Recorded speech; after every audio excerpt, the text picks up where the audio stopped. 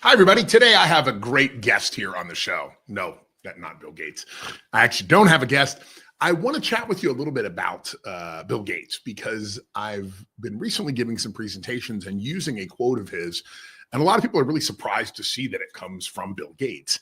But first, I have to sort of back up a little bit. Now, if you've been around as long as I have, you remember the days when we didn't have computers at work. That wasn't a thing. Like it really just came in when I started in the I guess it was the 90s. Oh my God. Like we were DOS prompt. We were just figuring this whole thing out.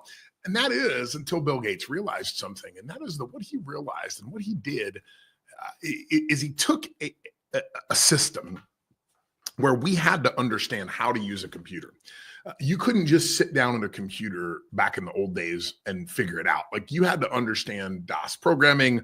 There was this book, like a 3-ring binder. There were these cheat sheets to understand what you do once you get to the DOS prompt. How do you execute files? How do you run files? How do you print? How do you do all these kind of things? You had to know this. You had to actually, really dig into it and figure it out. And Bill Gates looked at that and he looked at the industry and he understood that everybody was trying to teach everybody how to use computers. Right? There were classes, there were things you could buy. There were VHS tapes that you could watch. Everybody's trying to figure this out. And Bill Gates realizes something. That is not an answer. That is not a solution. So instead of teaching people how to use the computer, Bill Gates taught the computer about people. And that created the personal computer. And it was really revolutionary, this idea of Windows back in its time. And it's still all around us to this day. Everything is really based upon this single foundational idea that we should train technology on how to interact with us and not vice versa.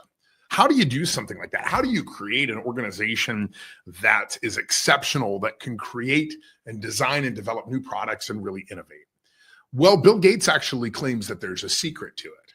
And it's quite simple. And it probably flies in the face of everything that you've been taught about management. Here it is.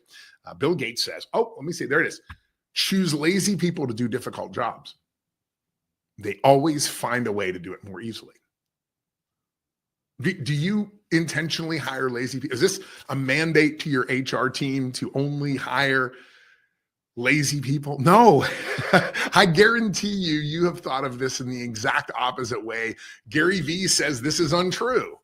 He says that it's all about hustle. It's all about how hard you work. It's all about putting in the hours and time. It's the 60-hour weeks. It's work through the weekend. Bill Gates completely and totally disagrees. The man who made the technological world that we see around us to this day says that the best thing that you can do is hire lazy people.